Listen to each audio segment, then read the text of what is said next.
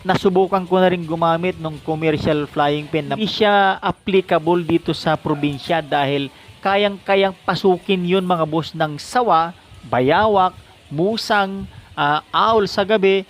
Kaya napilitan akong gumawa ng sarili kong disenyo ayon sa aking pangangailangan. Kaya yung mga sukat na ginamit ko ay kakaiba sa mga traditional na flying pen na inyong nabibili sa merkado. Umpisahan natin sa gauge ng bakal.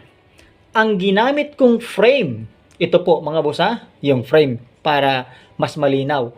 Alam ko, naiintindihan nyo nga, pero mas maganda yung 100% na walang naiiwang agam-agam na katanungan. Ito po yung mga frame.